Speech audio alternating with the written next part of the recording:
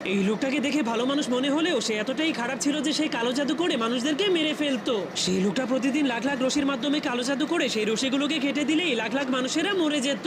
এমনকি সে একটা মাসুম বিড়ালকেও মেরে ফেলার জন্য রশি কেটে দিলেই সেই মাসুম বিড়ালটাও মরে যায়। তখন হঠাৎ করে তার সামনে একটা মেয়ের ছবি চলে আসলে সে যখনই ওই মেয়েটাকে মারতে যায় তখনই তার দরজার ঘন্টা বেজে উঠলে সে দরজা খুলতে চলে যায়। এরপর সে বাইরে তাকালে দেখতে পায় একটা মেয়ে তার বিড়ালের ছবি দেখিয়ে তার কাছে সেই বিড়ালটা খুঁজতে এসেছে। যা দেখে লোকটার মনে অনেক কষ্ট হতে শুরু করে, কারণ সে এই মাত্রই কালো জাদুর মাধ্যমে রশি কেটে সেই বিড়ালটাকে মেরে ফেলেছিল। তখন লোকটা কিছু বুঝে ওঠার আগেই মেয়েটা জলদি করে তার রুমের মধ্যে ঢুকে যায়। তাই শয়তান লোকটা ভাবতে শুরু করে চলো একেও এখনই মেরে ফেলবো। এই জন্য সে মেয়েটার ছবিওয়ালা রশিটাকেও কেটে ফেলার চেষ্টা করলে মেয়েটা মেশিনের মাধ্যমে সেগুলোকে কন্ট্রোল করতে শুরু করে দেয়, যার কারণে মেয়েটা রশিটাকে কাটতে গিয়ে দৌড়াতে দৌড়াতে লোকটার মাথা ঘুরে গেলে সে অন্যান্য লোকেদের রশিগুলোকে কেটে ফেলে। এরপর খেলতে খেলতে মেয়েটা আসল মেশিনের কাছে চলে যায় যেটা অনেক জোরে জোরে চলছিল। তখনই সেই মেয়েটার বিড়ালের ছবিটা সেই মেশিনের সামনে চলে আসে। মেয়েটা সেই ছবির উপরে থাকা লাল সিলটাকে দেখে